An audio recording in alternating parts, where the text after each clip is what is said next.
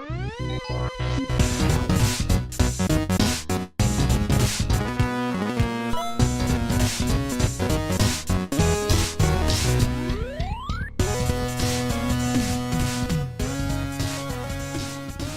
guys, welcome back for another episode of the Game Boyz podcast. This is Game Boyz podcast number 4. The day is Saturday, March 24th. I'm here with Bowman. Hey guys, Game Boy number 2 here. How you doing this week, Bowman? Anything new? Things are going well, man. I've done a whole lot of nothing. Okay, good. Yeah, me too. So, work's been slow for me, and I spent a lot of time playing games this week. I did drive out to Augusta, Georgia, which... Oh, yeah, that's right. If you guys have never been to Augusta, Georgia, don't go. Lars and I went out to see Crunkwitch. Okay. Which was fun. That's a band, for those of you who don't know. Yeah, they're a lot of fun. Yeah, all right. Well, that's definitely something. Yeah. So, what do you got for us this week? Well, to start things off with another Nintendo news thing, not really so much news, but it's a reality soon. The March 26th, the Wii eShop payment system will be gone. So that means, for those of you who haven't been following this, the Nintendo Wii eShop, not the Wii U one, the Nintendo Wii, the original Wii eShop is set to close down in January of 2019. So they're going to go ahead and shut down the payment system on March 26th. So that means that after March 26th, you can no longer add additional Wii points to your account. You can still make downloads, but you can't download them. You can't purchase the points. You can basically just download what you've already bought. Basically, yes. Yeah, that's weird. For a few reasons. If they're going to keep the servers up, why wouldn't they let you continue buying? That's just leaving money on the table. First of all, that's strange to me. Yeah, and this goes right into what we were talking about recently about game preservation is, believe it or not, there are games that you can only get on the Wii Shop channel, and there's some good ones too. Specifically, the ones that everyone always brings up and the ones that I'm thinking of there are like unique Castlevania and Contra games on there, good ones. Yeah, Castlevania The Adventure Rebirth, which is a remake of the Game Boy game. It's a remake of like a bunch of elements from multiple versions of the Game Boy games. There's like I think there's 2 or 3 games on the original Game Boy Castlevania, and it's like a mix of a few of those. Did you ever play it? The Game Boy one or the Wii one? Wii one. No. The Game Boy one's complete trash. It's like the worst in the series. Right, which is why this is an important game, because they basically made those games not trash. So, yeah, I'll probably play it eventually, because this doesn't affect me because I have a modded Wii, which anyone with even the most basic computer know-how can mod their Wii, and that's what people are going to have to do from now on in order to play these games. So from a realistic standpoint, this doesn't affect me. It shouldn't affect a lot of people out there, but a lot of people, there's going to be a lot of people who aren't going to do that and will never play these games. People want a legal, legitimate way to buy a game.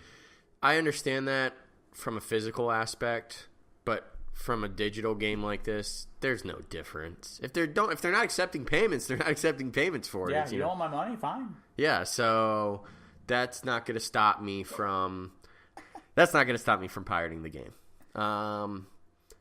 So yeah, I mean, that's what I recommend to people. If you have a Wii or even a Wii U, you can mod just the Wii.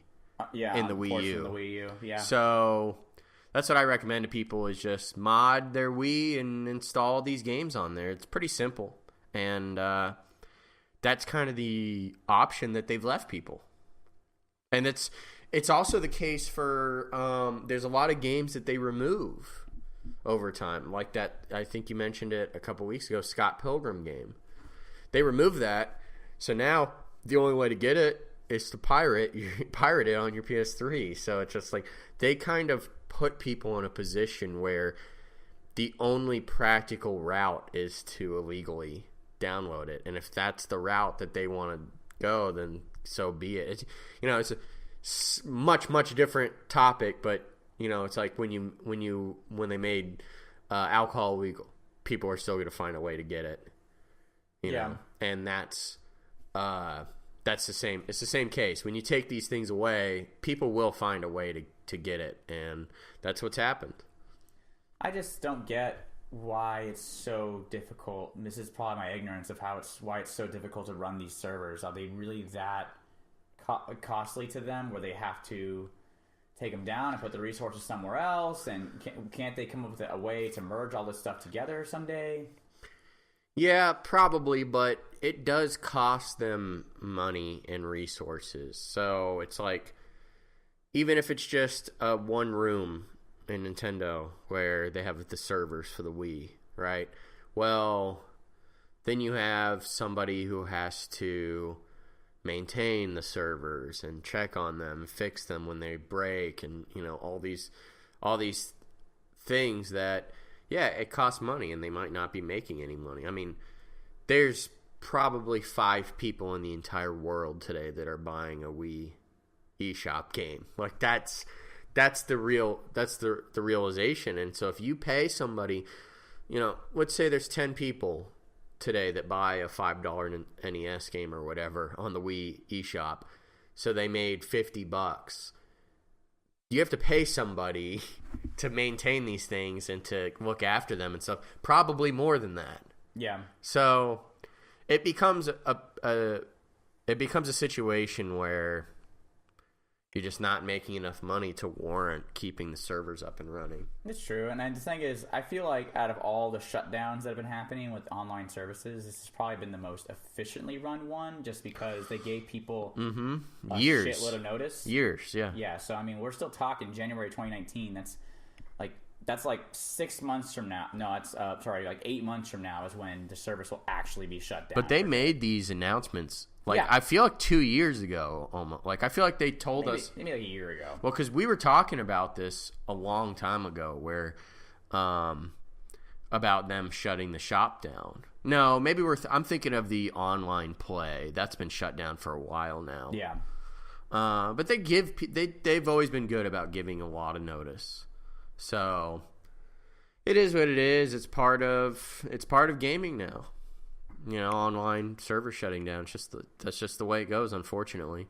And the alternate option is to mod your systems. That's what it's come down to. Is in 10 like now, like my Nintendo, my Super Nintendo and stuff. People want to keep those original.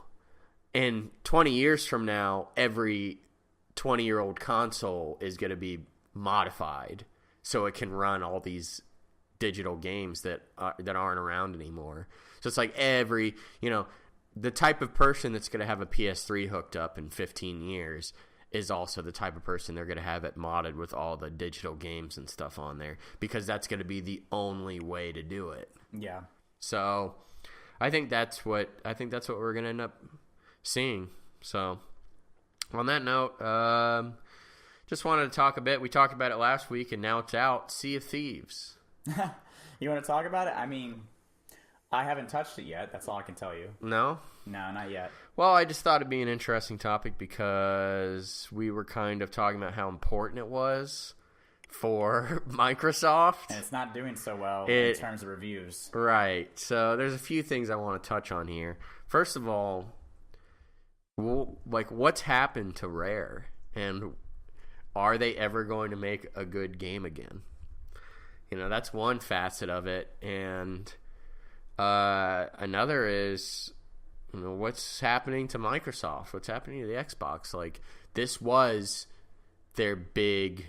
I don't think they have another big game coming out this year. This was their big exclusive. Yeah, this one was hyped for a long time. So... And let me check on the Metacritic score here for Sea of Thieves. But, this is an interesting release because everyone was looking forward to it, and it basically flopped. It's all the reviews that I've read say it's essentially an incomplete game. So it's got a Metacritic score right now of 71 and a user score of 5.6. This is essentially like if, Marvel came out with the Avengers, and it's projected to make like $1.5 billion in order to make its money, like make the profit that they're expecting, and then it comes out to like a Rotten Tomato score of 60%. It's like fresh. It's not absolute garbage, but it's also underwhelming, and people aren't going to go see it in droves, and it's not going to make over $1 billion. That's how I picture this Sea of Thieves situation for Xbox. This is a game they've been hyping for like 3 or 4 years now. Yeah, I'm still going to hold out and give my own opinion on it, just because I do hear people talk about it and say that the game that it is still kind of a fun game. Sure. And Xbox Game Pass, I have a free trial for it, so I'll be able to sink my teeth into it. So hopefully next week I'll give you my like honest thoughts on it. But from what I'm hearing from everyone else, from a business standpoint, yeah, no, you're right. Like it's not. This was their big title, and it's not a success, and that's not good. 6.5 on Polygon, and just overall, let's see here, like, yeah, Metacritic 70%. And the thing is, with these scores, every video game that comes out these days gets like 8 or 9s across the board. That's the thing. If you're sub 80 on Metacritic, it's like nobody's going to waste their time on that game, because we've talked about this every week. I've got a pile of 10s on my shelf that I haven't touched yet. So it's like, okay, am I going to go play, let's say I hadn't played it yet. Am I going to waste my time with Sea of Thieves, or am I going to sink my teeth into Breath of the Wild if I haven't gotten to it yet? Yeah. That's kind of the position that gamers are in now, because it's not like it was in the 80s and 90s where it's a crapshoot and you don't know if a game is good or not. So you just go and you pick out whatever game looks cool on the like the box art. We have a plethora of knowledge now of what's good, what's not. There's games coming out every single day. If you include indie games, there's hundreds, if not thousands of games that come out every year that are 8s, 9s, 10s across the board. Phenomenal games. And frankly, people don't waste their time on mediocre games anymore, And or it's got to be a title where it's already got an established franchise. Yeah, I'll play a Dragon Ball Z game that comes out, even if it gets mediocre scores, because I'm a huge Dragon Ball Z fan. But aside from that, I'm not gonna buy some random first person shooter that got a 7 when there's games that come out that are phenomenal. This needed to be the issue with this is not so much that it's getting mediocre reviews, because that's subjective. Maybe it's decent. Right. It needed to be a smash hit, and it's not. And everyone wanted it to be a smash hit. That's the weird thing about it. Well, yeah, I wanted it to be a smash hit too, because I have an Xbox One. I needed something to justify my purchase of the system, and it actually has. I wonder if they made a brand new logo, because if you look at the Xbox One box of it, it says Xbox One console exclusive. Yeah. Which is not something that they can put on any of their boxes. Yeah, it's an interesting situation, because this isn't a game that people were looking to hate on. No. This is a game that everyone in the industry for 3 years has been like, this game looks awesome. Last E3, all the editors were like, Sea of Thieves is a lot of fun. That was possibly the most fun I had with a game this year.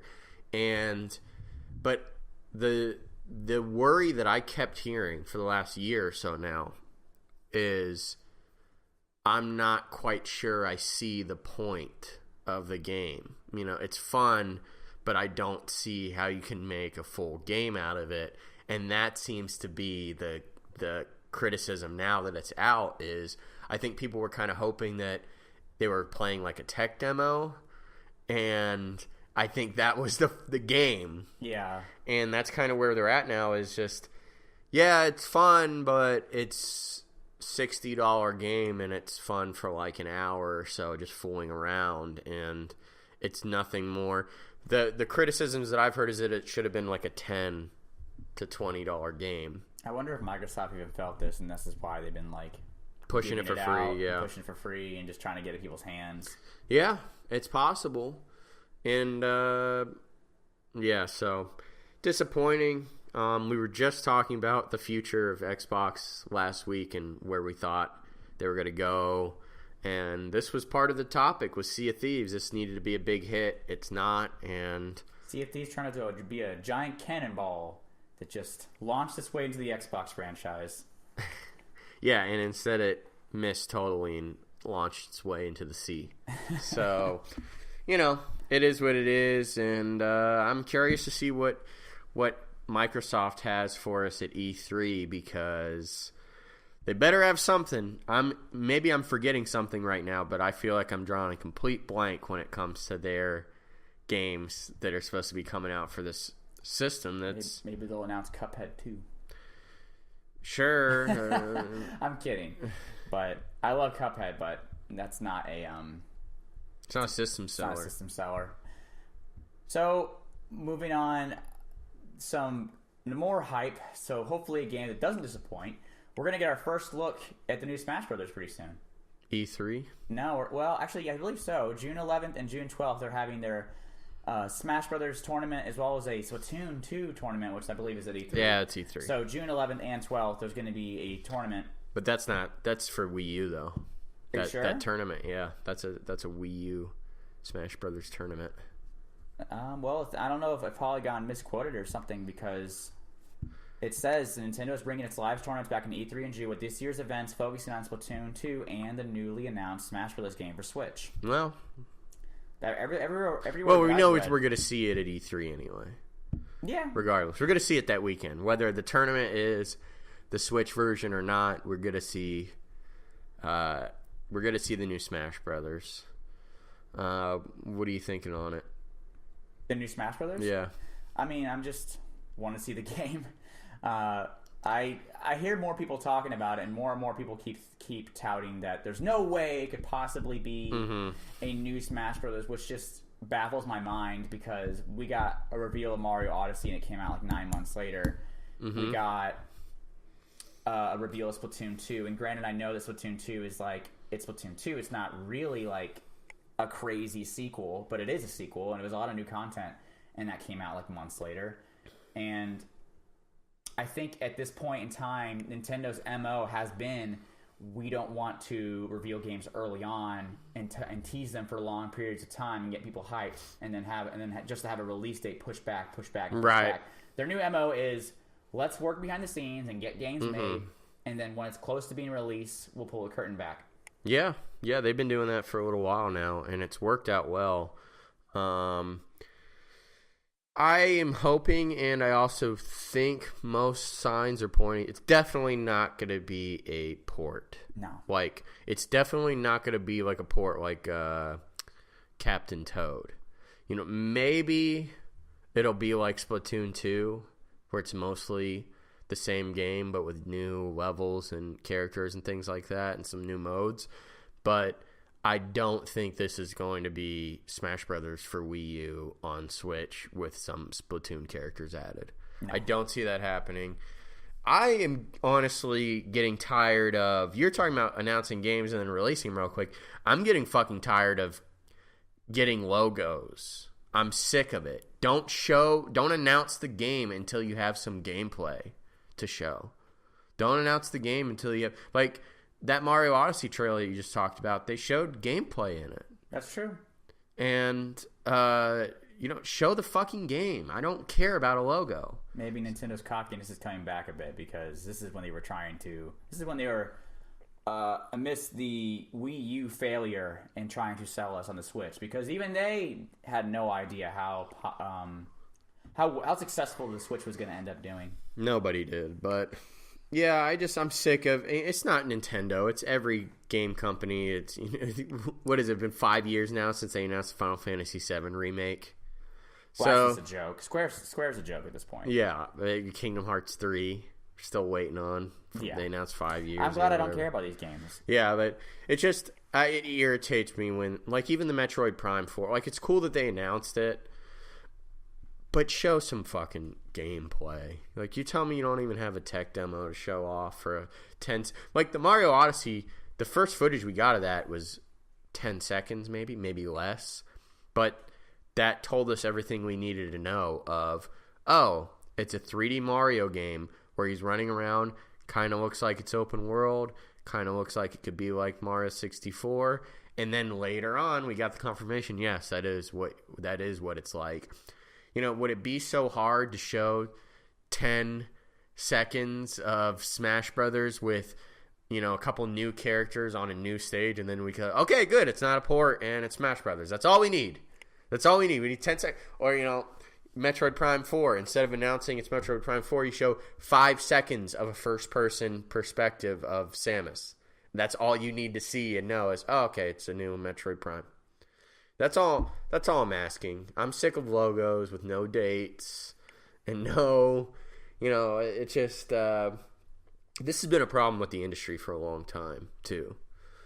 So I think it's just a balance of they're afraid. They want to create hype. They want people to feel like they need to purchase the system because all these great games are going to be coming out, and the people who already own it have a lot more to look forward to. Keep the momentum in the system alive. But it's also a balance of they don't want to show footage of a game and then later on, like, let's say back then, remember like the original Twilight Princess reveal for GameCube, we got detailed footage of it. None of that footage ever really looks like the end product of the game. So I think you're talking about like that CGI. The tech demo. Yeah, that wasn't footage of the game. That was like. But they talked about it, but they showed that footage alongside the announcement. Yeah. And I think they really want to have the image. But it got the message across. It said that footage, even though it wasn't like that, it tells you, okay, this is going to be a realistic, because it was after Wind Waker, this is going to be a realistic looking adult Link in a realistic, typical Hyrule that we're used to seeing in like in Ocarina of Time. That's all that video was there for. And that's what I'm saying. You don't even have to show footage of the game. Just have, you know, like previous Smash Brothers announcements, have them fighting a CG. It could be a CGI cutscene, but have a couple new characters in there on a new fighting stage, maybe using an item that hasn't been used before, and then we can say, okay, this is pretty much a new game. I agree with you in the sense that, like, Metroid Prime, it's kind of frustrating that they've announced it and haven't shown anything this much later. But with Smash, where we're already going to get footage within a few months, I'm okay with it. I think the conversation we're having right now is really indicative of why it can't be a port, because you've got people talking about it for months. It would just be one of the biggest blunders they could make, to be like, after building the hype and having people talk about it for 3 months, be like, it's the same game as Switch.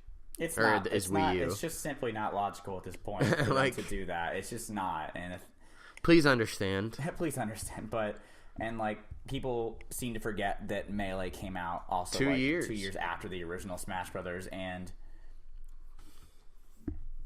game development happens for a long time behind the scenes. I mean, they talked about how many years of Breath of the Wild was going on behind the scenes, and I mean, with these big series, they start immediately. When the game comes out, they're already working on the sequel. And the thing is, they weren't working on Wii U games worth shit for years at the end.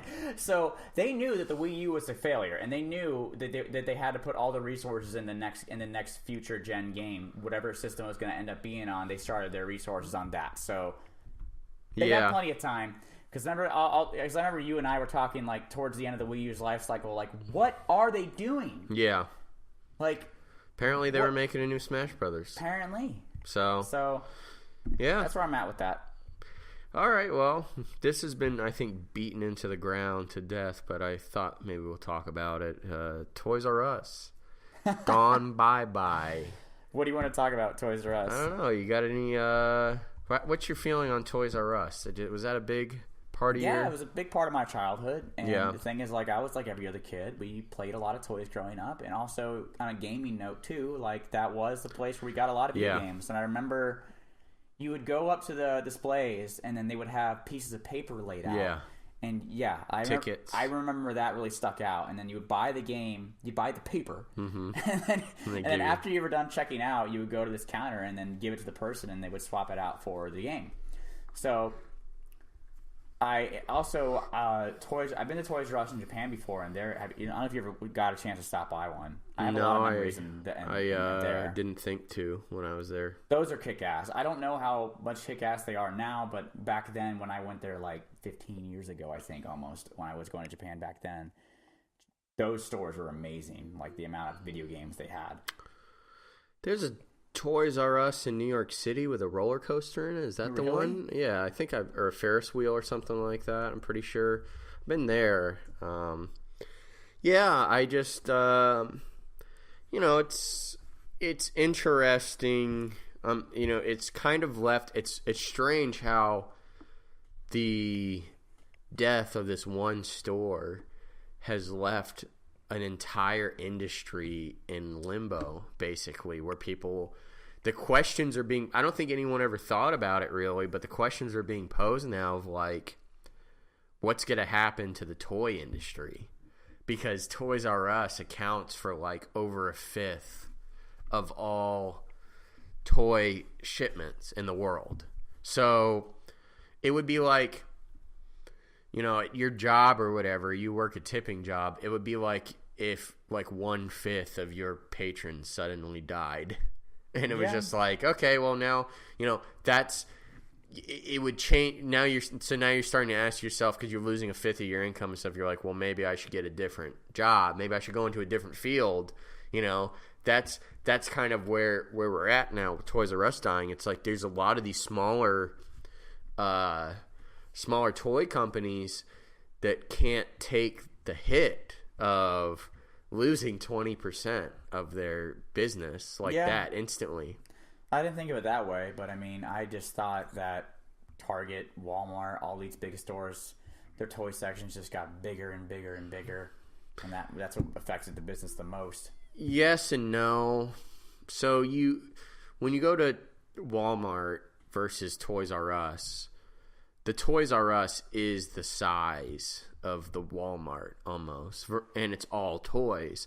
So you end up with a lot more choice, and you get things like, okay, so Walmart has like 5 Lego sets or 10 Lego sets, and Toys R Us has like 50 or 100. So there's you end up getting the more specialty items, and that's the kind of stuff that I'm talking about, where it's just like these smaller toy manufacturers who have niche products are going to end up being like, I said 20% of all toys, but for some of those companies, probably 80 to 100% of all their business is Toys R Us, because Walmart isn't stocking those smaller. Like I've gone to Toys R Us to get like certain action figures and stuff, where like I used to collect these reaction figures from, what's that company that makes or Funko. They have like a old style action figures. You've seen them, what I'm talking about. And like I had to go to Toys R Us to get some of them, because you go to Walmart and they have a few. They have them usually one series at a time. Like, so they have one movie that's being represented, and it's like 3 out of the 6 characters. So there's like 30 or 40 different action figures that are being produced, and Walmart has 4 of them.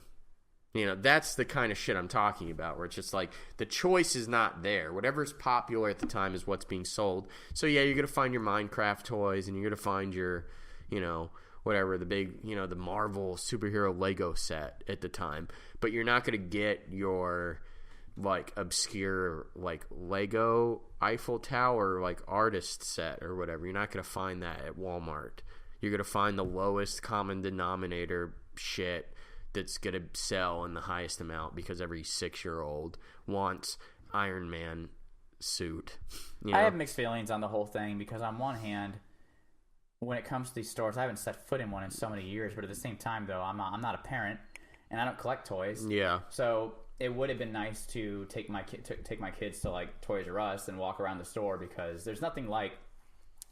It's not going to be I don't, because a lot of these types of merchandise are going to go towards online selling and everything. That's where everything's heading. But I don't think toys should necessarily really go that direction, because the part of the fun, actually, like most of the fun as a kid getting toys was going to the store and seeing all of those toys and picking out which toy you want and seeing them on the shelf. And could you imagine just sitting down on your laptop with your 6-year-old and just being like, all right, which one do you want? Like, what looks the most fun? And it's a real shame. And there are efforts to revive the store. I don't know if you read up on it, but the CEO pledged $200 million to try to revive it. I think it's not going to really help much. Yeah, I did see that. Started a GoFundMe for it too. Right. You guys can donate to Save Toys R Us. KB Toys, I guess, is coming back. Did you see that? I did read something about that. What's going on with that? Basically, for this holiday season, they're going to be doing like a few hundred pop-up stores, kind of like how Spirit Halloween is, where they're not there year-round, but they pop up around Halloween time and stuff. So KB Toys around Christmas time are going to rent out empty spaces, basically, and set up shop for a couple months. Maybe we'll see a bounce back in interest, because now that this affects a lot of people. Like, a lot of people are talking about it, and a surprising amount of people. I thought once the news was announced they were going out of business, people would kind of talk about it for 5 seconds and then be done. But people are continuously discussing this. People don't know what they have until it's gone. Yeah. And I think a great example, although relatively unrelated, is Surge. Surge was discontinued, and people flipped out for years and wanted it back. And now that it's back, it's because it was gone for so long that it's become popular enough now that it's been around for like 3 or 4 years now without any signs of going away again. It's still in stores? Yeah. So it's one of those things where I think that if Toys R Us is gone and people freak out long enough and it comes back, I think it will be more popular than it was before, because people will always remember those dark days of no Toys R Us. Yeah. I just think we discussed this recently. Big box stores need to get their shit together when it comes to pricing. Like I told you recently, I was doing for work, I had to go to Best Buy and grab a USB cable, and the USB cable was $45 at Best Buy, and it was $5 on Amazon.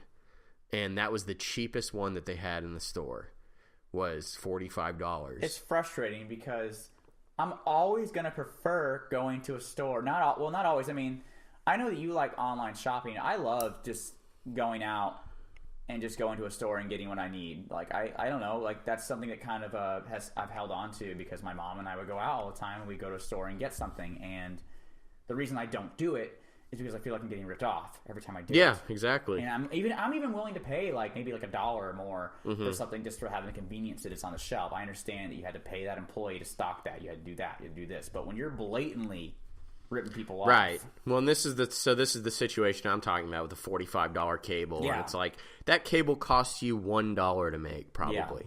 Yeah. And so this is what I tell people when they start freaking out about big box stores, and it's just like, honestly, like, fuck them, because they charge so much more. And I get that they're not going to be able to beat Amazon, but at least try. Maybe there's a premium cable that's $45, but you don't even have an option for I had no choice, and it was for a client, so they paid. I just added on to my charges when they need equipment like that, and he needed it fixed immediately, so I'm like, fine, I'll run over to Best Buy. But now, knowing that, for my own purposes, I know never to go to Best Buy for a cable again in my entire life, which I already don't anyway, because I kind of knew that. But the difference in price was so huge that it's just like, from now on, that's always going to be in my head of, if I need a cable for something, I'll wait the day that it takes from Amazon. I could have got even if it wasn't free shipping, I could have paid for next day or same day shipping, and it'd been cheaper.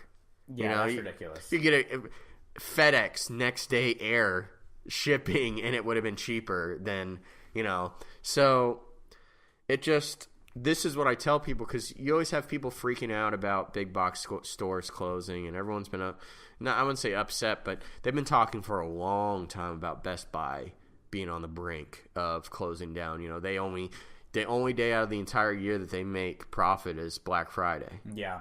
So, and they wonder why. And it's just like, well, I can tell you why, because they're charging double, triple, quadruple, 10 times what it costs. They're charging double, triple, and the customer service is subpar. Everything they need to be doing to bring people inside the store and want to come back, they don't do. Right. And the thing is, which people my age would just laugh that I even did this, but the thing is, like I said, sometimes I just want to walk into a store and see if I can buy something. And I actually was looking for, shopping for a TV, and it ended really quickly because a lot of the times the employees didn't know anything about the TVs. Mm-hmm. We would walk over to a computer and start Googling stuff, and it's just like, why are you here? Why am I here? I could be on my computer Googling stuff right now.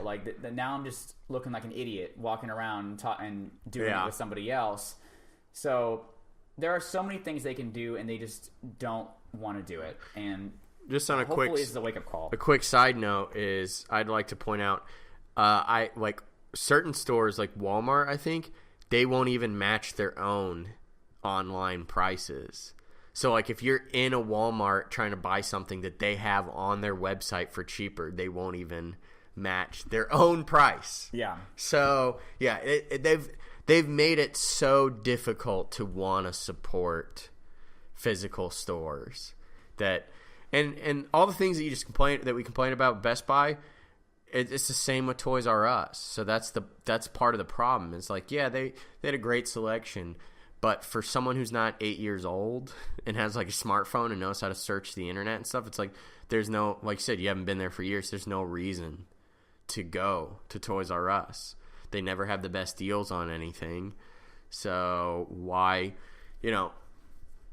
money matters, and very few people are willingly going to pay more for the same item. Yeah. So it's just, it's unfortunate, and hopefully they end up getting their shit together.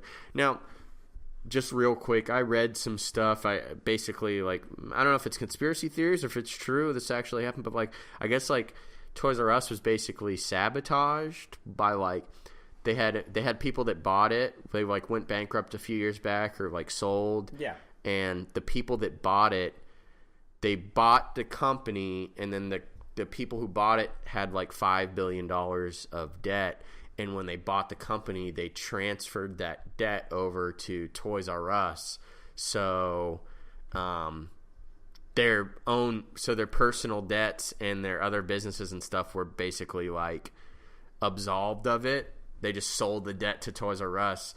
And I imagine that the Toys R Us was its separate entity. So then and Toys R Us obviously couldn't make enough money to pay it off. That's what I heard and read a few times. So that's an interesting. And then also, real quick, the same week that they filed bankruptcy, or the owner, the creator of Toys R Us, died. Did you see that? I did see that. Yeah. So, and I'm sure that this probably had a part in it. I think it's too coincidental that this guy dies the same week that his company that he spent his whole life building goes away. So it's sad. Yeah. But it is what it is. So we'll see what happens to Toys R Us. I mean, I think the KB Toys thing, that's pretty neat. So I didn't know about that.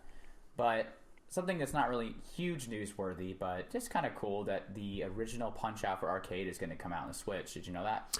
I did know that. I'm relatively excited for it. Yeah, I'm relatively. Have you actually ever played the original Punch-Out on arcade? Yeah, we played it. Wait, you might not have been there. We played it in this barcade in New York City once. Oh, okay, I played it a couple times. I think I've actually I think I randomly ran into it in one of the most random places. Just yeah. They only had 2 arcade machines, and Punch Out was one of them. It's a pretty rare machine. Yeah. Yeah, I played it. It's not as good as the NES game. No, it's not as good as the NES one. It's kind of basically everything it tried to do, Super Punch Out did better. Right. Yeah, it's not as good as either, but it is a decent game, and I guess we'll kind of move away from Punch-Out itself and focus on the fact that Nintendo is releasing these old arcade games because these haven't been represented at all over the years. And like a lot of people have never heard of or knew about like Versus Super Mario Brothers.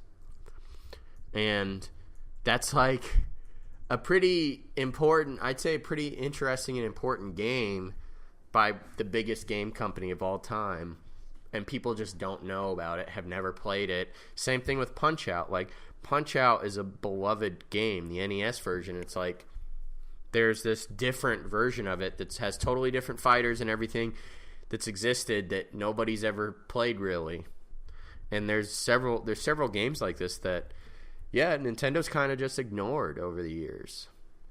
Yeah, I think it's really cool just because there's a lot of interesting ones that came out, and like WarioWare has even like the first time I found out about a lot of these old arcade games was like through WarioWare, because like WarioWare would reference a lot of them and like really old, like basically like almost Atari ripoffs and stuff. But the thing is, like, it's still part of their history, and I still want to have the opportunity to actually play them, and I always want a legitimate way to play games, so it's nice to see that these games are getting released. So I hope they continue to do that. I really wish that they would have just released a collection of all their arcade games. We beat this with the dead horse, though. I mean, like, when it comes to that, like... Well, it's just... I don't want to pay $8 per game that I'm going to play for an hour. No, you're right. I mean... It doesn't even need to be a physical collection. Just give me a $40 to $60 collection that I can download that has every arcade game that they've made, not fucking one at a time at $8 a piece. Nobody's gonna pay $8 for the original Mario Bros. Well, I think Nintendo prays in the fact that they do make these so exclusive and they don't release them, so they can bring these out and just be like, all right, well, this is the first time you can play it, and the only way you're gonna play it is buying it individually. And the thing is, they don't have like a huge amount of old Nintendo arcade games. They have a decent amount of like unreleased ones, though. Yeah, like I don't know how different they are than the like NES versions, but I mean there was like a Urban Champion and stuff. I might just be thinking of like the NES or not the Play Choice 10. But I know there is a Versus series, like Nintendo Versus series that I'm pretty sure there are some like light gun games that were arcade games, basically, that you know they would have the gun built in and you could play it like that. So let me just pull up the list here of Versus games. There was Versus Balloon Fight, Versus Baseball, Clue Clue Land, Dr. Mario, Duck Hunt, Excite Bike, Football, Gumshoe, Head-to-Head Baseball, which was unreleased, Hellfighter, which is unreleased, Hogan's Alley, Ice Climber, Mach Rider, Mahjong, Motocross, Pinball, Slalom, Soccer, Stroke and Match Golf, Super Mario Bros., Tennis, Urban Champion, Volleyball, and Wrecking Crew. And then, wow, it goes on and on. Versus Castlevania, The Goonies. Now, some of these I'm sure are mostly ports. They have a Versus Tetris. They have a Versus Blaster Master. So some of these I'm sure were just direct ports from the NES versions.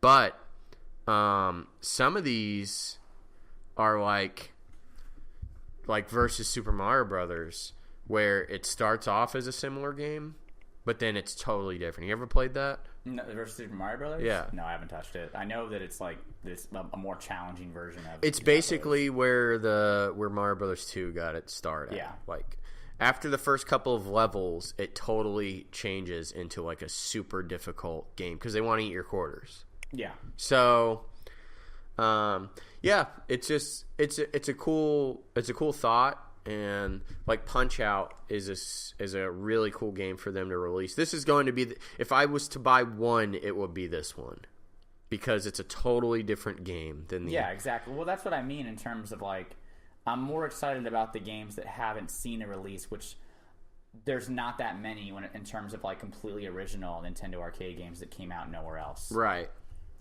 Yeah. So it's definitely worth checking out and interesting, I think. And also there's something to be said about like the fact that even the ones that had NES releases weren't necessarily direct ports, you know, that like some of them could be pretty good, but others were not fantastic. So yeah, it's I recommend if you have a Switch and you've never played Versus Super Mario Brothers or the original Punch-Out arcade game, download these and check them out.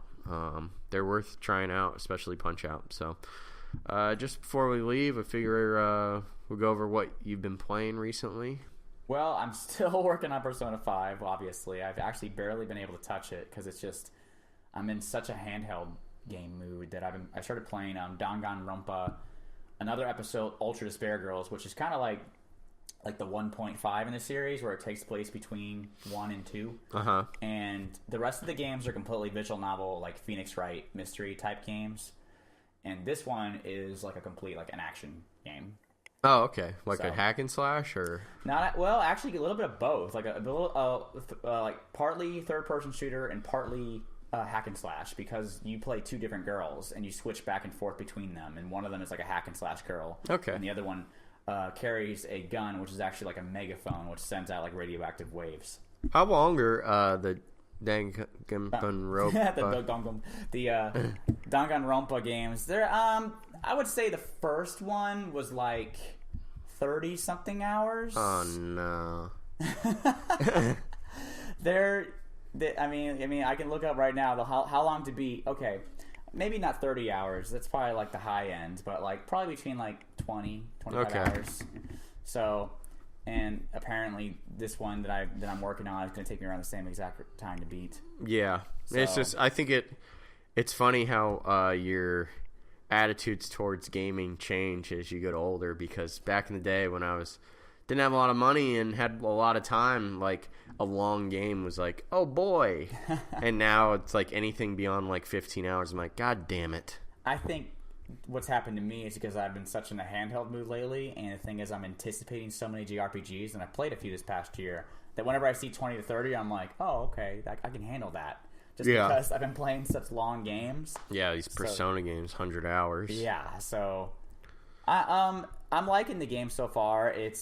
I've heard complaints about it, how the gameplay kind of is wonky, and I can totally see that so far. It is kind of weird, but I like this. But the thing is, I'm already really deep into the storyline of Danganronpa that I'm already engaged. That's the thing with me, is that gameplay I can forgive if the story is good enough. Yeah. And I'm really into it so far. What about you? Well, this last week I dumped a lot of time into the Wipeout Omega Collection for PS4. I beat Wipeout HD, which was the PS3 release, and I'm in the last couple of races of Wipeout 2048, which is the Vita game. And I guess once I'm done with that, I'll head right into Wipeout Fury, which it was like an expansion of the PS3 game, but it has an equal amount of content. So it's like it's more of a sequel, but it was marketed like an expansion when it came out.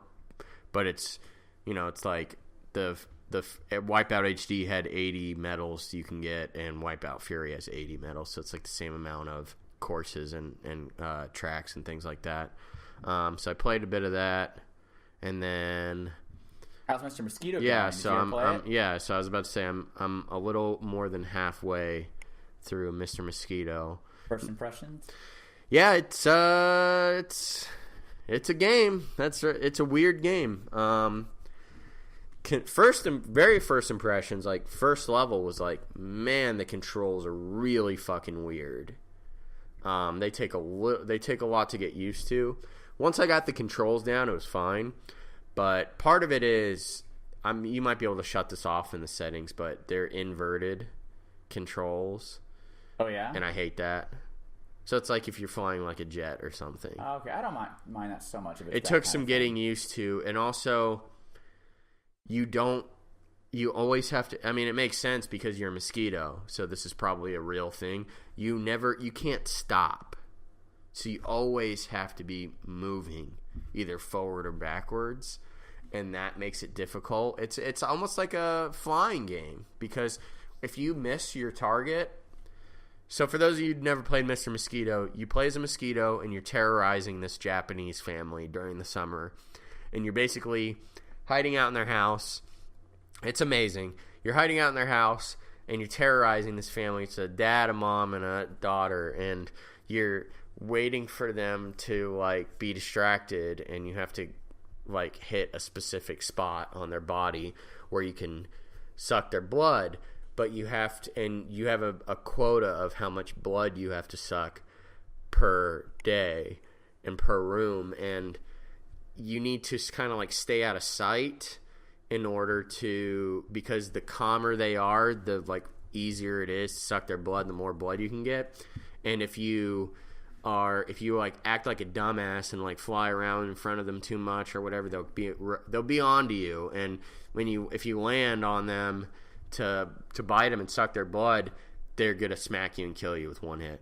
And so let's say that with the controls, let's say I was to miss my target and I have to come. It's like a plane. Like you have to fly out like far away from where you were at because you missed it, and like circle around and come all the way back. You can't just like turn around and hit it again. Like it's you function similarly to like a World War II plane. I remember it definitely made good use of the rumble.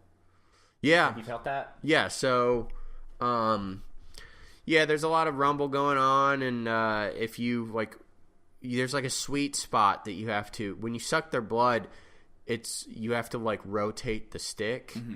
And that's difficult because you have to rotate it like it's almost like a Mario Party. Like you can't just use your thumb. I have to use my whole palm in order to rotate the stick because... Don't you rotate two sticks at the same time? Or no, just one. Oh. So, so you have to stay in the sweet spot or else they're going to notice you. And... they'll smack you. There's all kinds of like little collectibles hidden around the levels and stuff, and there's like bonus stuff you can do. Like if you want, you can intentionally like pick a fight with the person, and they're like trying to smack you out of the air while you try and hit certain pressure points on their body to calm them down. And when you do that, there's a unlockable skin for the mosquito in each level. If you do that, so there's actually like some incentive to like enter into battle with the people. Anyway, very interesting game. One of, if not the weirdest game on the system, on the PlayStation 2. It's actually part of this. It's called Fresh Games. I don't know if you noticed that in the front of your box where it says Fresh Games on it, meaning like it was just a series where they were like releasing some original idea games, something that were fresh. And I played that one, but I also played, eventually, I think you should get to, is Mad Maestro. Yeah, that's on my list of games. It's a very cheap game. Yeah. So hopefully some famous YouTuber doesn't make like a really big video on it. But so far, I find it for like $5, $6. I'm surprised I haven't bought it at this point. But yeah, we talked about this I think a few months ago, and I said that it was on my radar. Yeah, it's really fun. Is that the only other game in the series, or there's actually multiple ones? Those are the only two ones that I actually played. I don't know what other ones I should just are. Start collecting all of them because when you've been gaming as long as we have for nearly 30 years, and we're not normal typical gamers. Like I'm not satisfied buying the big AAA releases because I've gotten bored with them. Yeah. This is the kind of stuff that I like.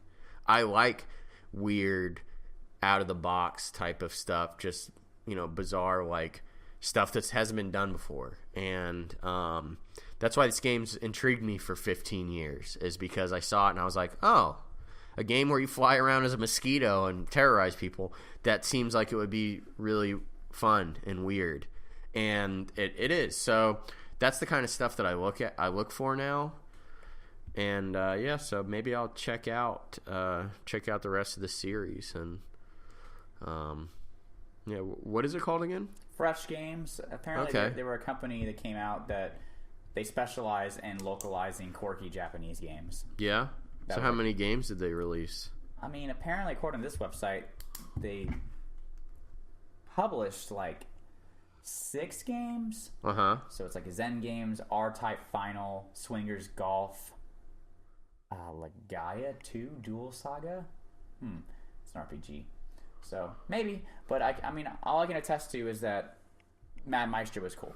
That's all I can attest to, because Mad Meister was neat because it actually took advantage of something that I think a lot of people realize, that the DualShock controller didn't just add like vibration and stuff like that, and because there was like the PlayStation 1 DualShock, and then there was the PlayStation 2 DualShock, and what people won't realize is that it also added pressure sensitive buttons, right, to the point where they could actually read how hard you're hitting the buttons, and this game takes full advantage of that, because you're in an orchestra, you're like a conductor, is that what it would... Right, yeah. And so it matters. It's a rhythm based game where it matters how hard you're pressing the button. That's pretty cool. So, and you can even be an idiot and just like hold notes for long periods of time and make the band sound like shit. Okay. Oh. So we just go like stuff like that. So it's pretty cool, and like it's neat. It's a really beautiful looking game, because you're always like, I love rhythm games that have like a storyline alongside the game, where it's not just like DDR where it's just like a dancing person in the background, but no, like every level has like an intent of why they're playing the song. Like the first level is they're trying to get this couple's having a bad fight, and you're trying to, and the whole symphony, they're trying to like get the couple back together. Right. So, and the worse you do, the more the guy looks like an idiot in front of the girl. Yeah. And the better you do, the more good he looks. Okay. So, highly recommend it. It's cheap. It's only like $5 on eBay. So if you guys are out there looking for a quirky, interesting game that hasn't like shot up in value, that is one of them to check out. I will look for that next time I go to the game store. On that note, I guess that'll be all for us. So thanks for listening. If you made it this far, please subscribe to us on iTunes, Podbean, Google Play Music, and all that stuff. And I'll be out of town this next week, so we're going to be missing a week, and we'll see you in 2 more weeks. See you soon. All right. Bye-bye.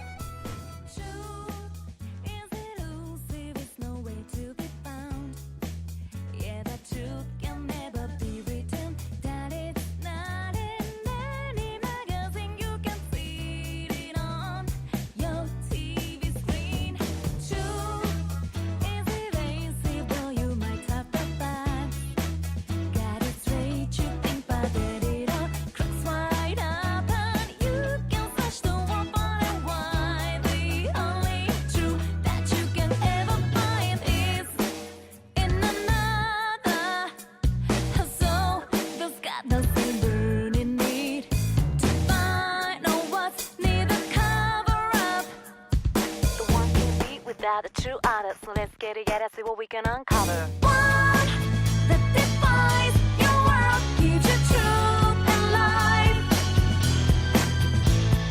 One that excels, special and not to guide your way through this shadow world.